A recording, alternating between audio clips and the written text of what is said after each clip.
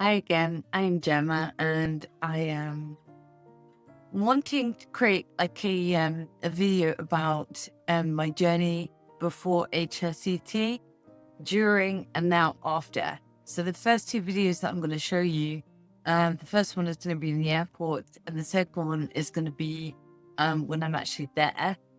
And then finally now, so I'm a year after HSCT now. Hi there. I am sat in the airport waiting for my flight to go to Mexico to have HSCT. I've had MS for 5 years, and I never would have imagined that things could have got as bad as they did. I think I always had it in my head that if ever things got really bad, that this was something I would consider. I kind of always knew about HSCT, and I always had it in the back of my mind, but never really considered that it would be something that I would need to do. My first relapse was really, really severe. And it was scary, I became completely paralyzed. But I mostly recovered from that. And then slowly, insidiously, things got progressively worse. But it was all very slow. There was no relapse. Again, it was no new lesions on my MRI. But clearly, things have been getting a lot worse. So it just goes to show that even though you don't have new lesions on your MRI, there's still clearly disease activity happening.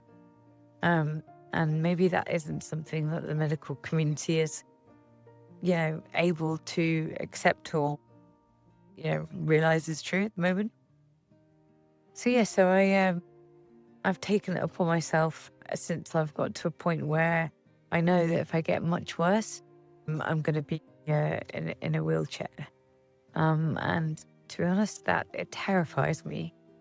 I kind of thought after I reached a certain point, and I'm really lucky that I have friends that are able to be honest with me and are able to tell me that since they last saw me, they've seen a big change.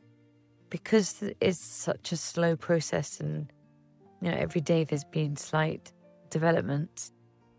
A lot of people aren't even able. Well, I'm not able to see any real changes, but only when people tell me that since they last saw me, there have been big changes, do I realize that the progression of my MS is clearly happening.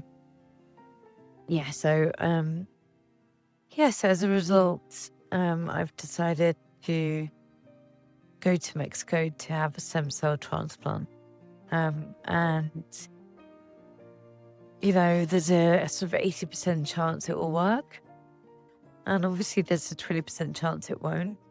And currently I'm sat right now at the airport. That really, really terrifies me.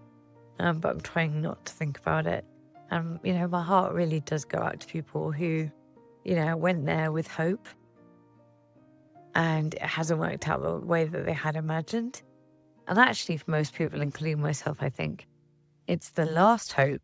So for this not to work, there's no other option. So I am banking on everything for it to work, which is a big ask. But I'm just hoping it will work out the way I want it to. But the whole process has been, life-changing. I have had to ask people, both my friends, family, and my patients. So I work in a clinic. I've been working there for 12 years, and my boss very kindly put a newsletter out to ask people whether they would be willing to donate to my FundMe page, since HSC, £45,000, if not more, and then travel expenses and aftercare and all of that. It's definitely the best care I could have ever imagined. I would get. So I'm just going to talk to you about like what's happened so far.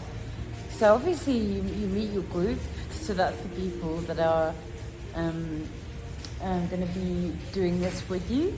So they're people just in the same situation as you, and they can be from anywhere around the world. And in my case, it was mostly from the UK, and then one from the Netherlands. And they're lovely, really lovely people. And obviously you're going through something quite major together. So I think that immediately bonds you. But within a few days, we've had our first round of chemo. And I naively thought that would be kind of okay, because I didn't feel too bad afterwards. But the reality was it inflamed the bladder, and so as a result of that I then had lots of issues with my bladder. And as a result of that, I ended up having a catheter installed, which, you know, isn't exactly a great moment. But I think there's lots of mosquitoes here. Anyway, so that happened. And then, you know, I'm still getting over that now. My bladder is definitely not 100%. They give you these injections daily to stimulate your stem cell production. And this is why I have this rush here. I know you can see that.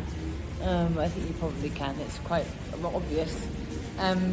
So my carer, who is just the most amazing person ever, he, he's been with me through the whole experience. And actually, in many ways, I think it's better to hire a carer than to have someone that you know with you. Simply because the carer has been and done it, you know, countless times before.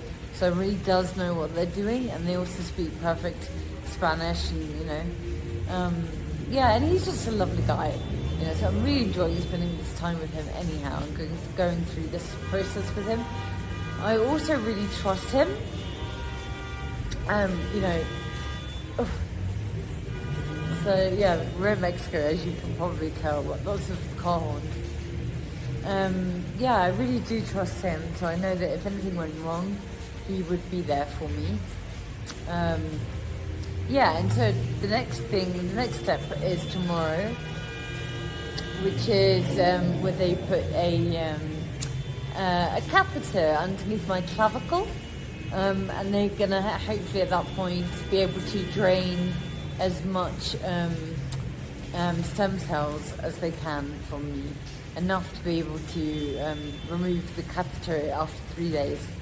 And at that point, you know, like I say, I then have my stem cells removed.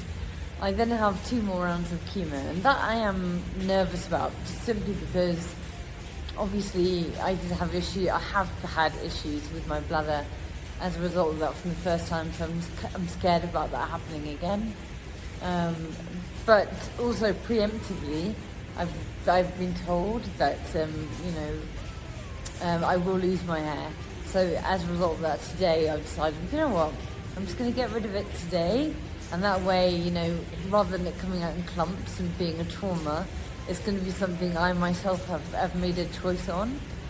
So I think that's been a good thing. Anyway, you know, so far I just wanted to fill you in with what's been going on. There's no sugarcoating it. The process is not easy. However, I think what people fail to understand is how awful living with MS is, and also, the potential, the uncertainty of living with MS. You never know exactly what tomorrow is going to bring. And so to be able to, put a line in the sand, where progression is concerned, and kind of spend my time building on something rather than worrying about it just kind of disappearing. I think it's definitely the way to go. If this has worked for me, I'm going to be shouting from the rooftops and making sure that everyone else has this done as well.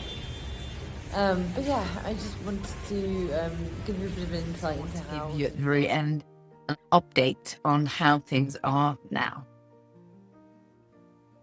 So how are things now? So it's been a year now since I've had HSCT, and there's been so many emotions that you're not really prepared to deal with.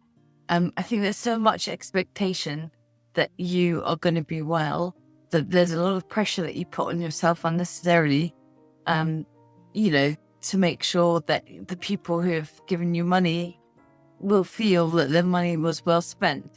I know that's ridiculous, and I understand that people are not giving me the money for that reason at all. But I know that anyone that has gone through this probably shares my feelings. But aside from all of that, a year later, I'm definitely not worse. So I think that's the first thing that I want to say. I'm definitely not worse. And as I was progressing so fast before, this is definitely a huge improvement. And there have been so many other improvements that really in of themselves make it the whole process worth doing. The first thing, people are a bit bashful about talking about it, but toilet issues are so much better. And considering how bad they were before, it makes me feel very relieved, that I'm now functioning like a normal human being. And they are things that you just do take for granted until you can't do them anymore. And I'm not going to get into graphic details, but I'm sure you can kind of imagine. So that is definitely a bonus. I think, I've always got to remind myself that there are so many issues that a lot of people with MS do have that I never have had. And the fact that I still have not had them is something that I would celebrate. So for example, my hands are completely normal. I'm able to use them as normal. And that means that I'm able to do my job. And the fact that I've been able to continue doing my job, I don't know, has meant the world to me. I think it's given me a sense of normality that I think you really do need, and routine. And also seeing my patients who I love dearly. I get excited to see them. For that reason, I'm really, really grateful. So now a year on, people talk about how, the first year is just you're recovering from chemo and so on. So I'm a year into it now, and this is the point where I now need to work hard at rehabilitation. So like I mentioned in the previous video, I'm very lucky that I see a neurophysio once a week.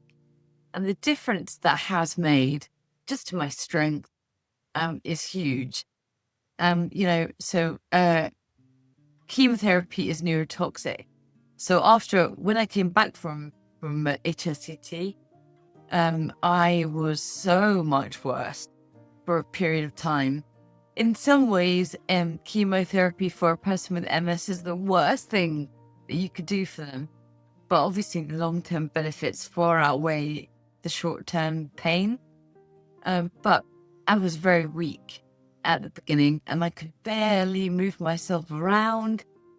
And obviously now, a year into it, I'm probably stronger than I have ever been.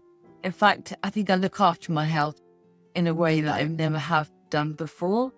Like I may have said before, it's a shame in a way that it takes something like an illness to teach you the lesson that you should have already learned anyhow. But yeah, I'm just glad that I did learn it. So a year on, and I'm hoping that things will just continue to get better from here on.